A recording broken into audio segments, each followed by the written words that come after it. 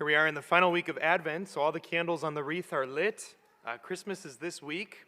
And so throughout Advent, in each of my homilies, I've been taking each Sunday a different figure from the Scriptures and allowing them to tutor us in how to be ready for the coming of Jesus on Christmas. And so week number 1, we took John the Baptist.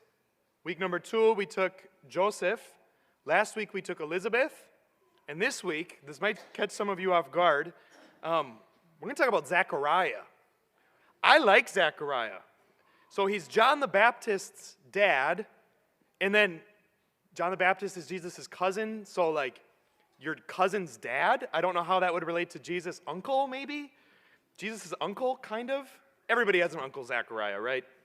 But what does Uncle Zechariah, quote unquote, want to teach us to help us to prepare for Christmas? You'll be pleased to know I have one thing.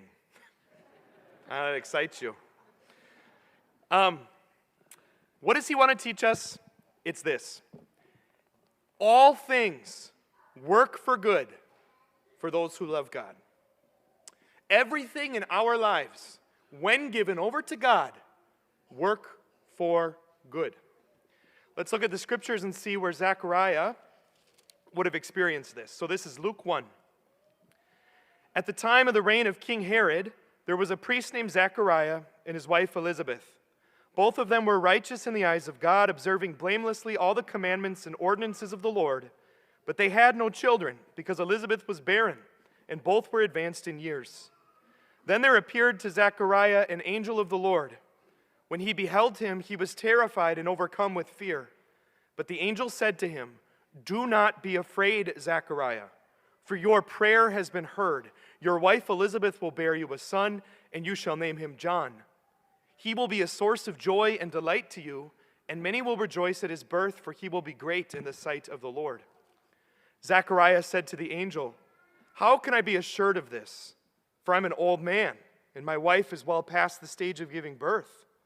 The angel replied, "I am Gabriel. I stand in the presence of God, and I have been sent to speak with you and to convey to you this good news. But now, because you did not believe my words, which will be fulfilled, you will lose your power to speak and will be mute until the days these things take place." Now, what do I want to really draw our eyes to here? Notice what the angel, which is God's words through the angel, saying to Zechariah. "Do not be afraid, Zechariah. Your prayer has been heard." You have to imagine, he meets Elizabeth however many years ago, and the two of them have all these hopes and dreams for their life. They've been praying for a child. And they've been praying and praying and praying, and he's getting older and older and older, and all of a sudden, Elizabeth is past the age when she can give birth. He probably at some point, I'm just guessing here, but I would imagine he's starting to lose hope. And he's starting to think to himself, did God even hear my prayer? I would even venture to guess that Zechariah actually probably stopped praying that prayer at some point. Whatever, put his hands up. And then all of a sudden in this place of, okay, I guess that's it. All of a sudden in this place, God, via the angel, comes in and he's like, "Zechariah, guess what? Not only am I going to answer your prayer," because, maybe Zechariah's like, I'll even take, B honor roll students. I don't even need A honor roll. Literally just any sort of. The angel comes to him and is like, "I'm not even just going to give you A honor roll National Honor Society kid. I'm going to give you John the Baptist, who Jesus said there's no one greater born of woman than John the Baptist." And how does Zechariah respond? How does he respond to that angel, that good news? To paraphrase what he says, Zechariah is basically like, "Yeah, that's great. Seems a little too good to be true, actually. I'll believe you when I see it. I don't want to get my hopes up. You prove it to me, and then we'll go from there," is kind of what he tells the angel. Now, in shorthand, the angel did not like that response. Mary, because again, they're similar situations. People always compare the two. When the angel comes to Mary and is like, "You're going to have a child, and the child's going to be really important in God's plan," Mary's like, "Okay, that's kind of confusing to me, but I believe you." When John the Baptist's dad, Zechariah, he replies with kind of a, "I'll believe it when I see it." Angel didn't like that. And so what happens to him? he makes him silent for 9 months. Can you imagine that? I was telling the kids at the school the other day, I'm like, I went on a silent retreat for 8 days. And they're like, you silent 8 days? I'm like, yes, sir, miracles are real. But could you imagine 9 months? Now, some people read that passage of Zechariah being muted by the angel, and it's like a punishment. Zechariah was a naughty boy, and the angel's like, go to your room. I don't want to hear from you until that baby's born. You think about what you've done. Is it a punishment? Maybe. But I actually think there's a way that you could read this where it's not actually as much a punishment as it is, you ready for this? Medicinal. You know how the angel was going to heal his distrust? Zechariah, shush. Zechariah is coming back at the angel with, yeah, but. The angel's like, no, I've had enough of the yeah, but. You need to listen to him who actually has the answers. And so for the next 9 months, you are going to need to listen. You are going to be silent. Silence is a magnifying of the heart. When we are silent, it's not just this big empty vat of space that we're creating. Like, silence is scary to some people, but it's like, when it's silence with God, we're turning all of the dials of noise down on our life. The TV, the sports, the phone, the social media, all of them we're turning down. And we're turning up the dial of the voice that is most important to us, God. We're listening to the voice intentionally that's most interesting to me. Put differently, I'm putting on my spiritual stethoscope and I'm listening to the heart of Jesus. That's what silence is. So when the angel is giving silence to Zechariah, we could see that as we could also see that as a gift. And what happened at the end of 9 months? What are the first things that come out of Zechariah's mouth after 9 months? I'm not going to read the whole thing like this because I'll wear myself out. But, blessed be the Lord, the God of Israel. He has visited his people and redeemed them. And he goes on and on for like 12 verses like that. His faith was healed. Do you want to know what was happening? He started that 9 months with this wound of distrust. He didn't believe it. No, it's too good to be true. God couldn't be that good. And even if he is, he's not that good to me. Wrong. 9 months later, after he had to zip and listen, for 9 months, he realized, actually, God is that good. God's that good to me, and God's plan is actually better than anything I could come up with. He was healed. And so what does he want to tell you and me as we prepare for Christmas? It's kind of like a paradox, but he wants to tell us what God told St. Paul. That in God's power is made perfect in weakness. Let me say that again. God's power, God's strength, God's goodness is made perfect in our failures. Look at Zechariah. He's like, me and Elizabeth's inability to have a child was made perfect in God's fruitfulness in John the Baptist.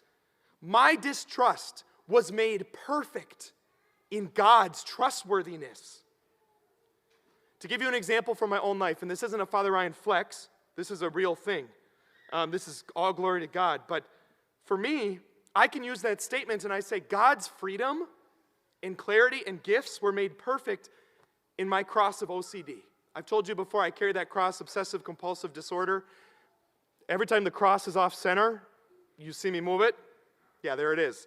It's deeper than that, but this is a cross that I've carried. And to be honest with you, I wouldn't wish OCD upon my worst enemy. There were moments in my life where I have prayed for it to go away. I'm like, Lord, take this away.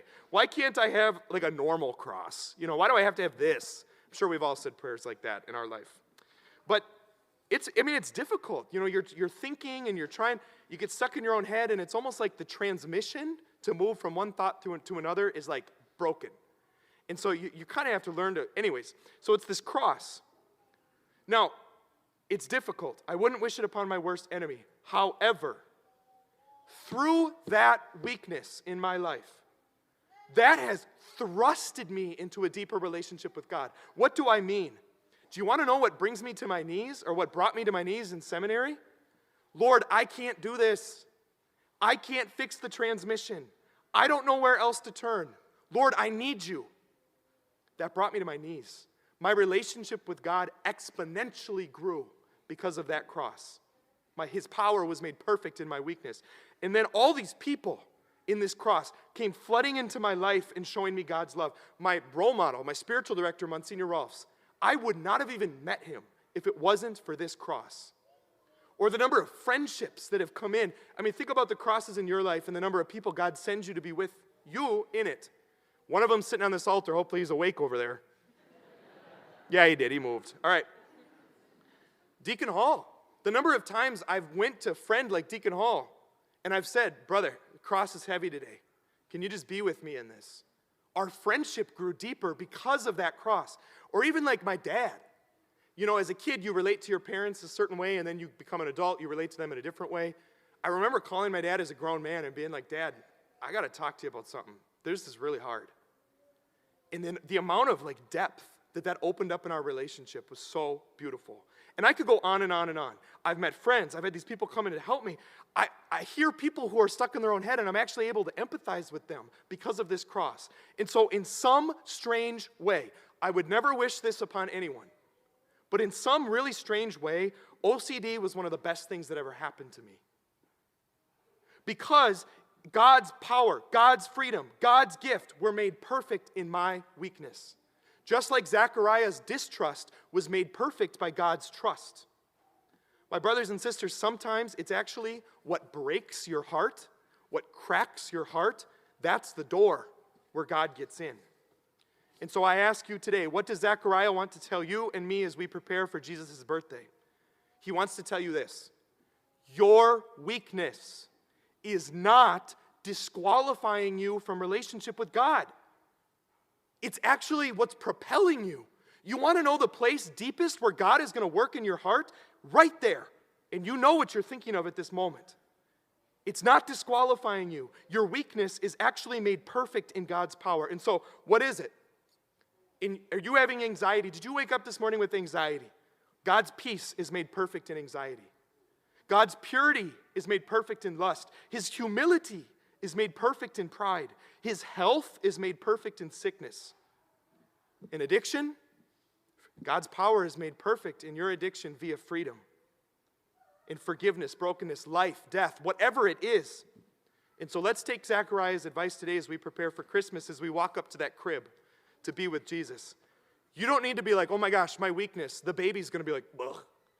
No, actually, the baby wants to take that weakness and use it for good. All things work for good for those who love God. God's power is made perfect in your weakness.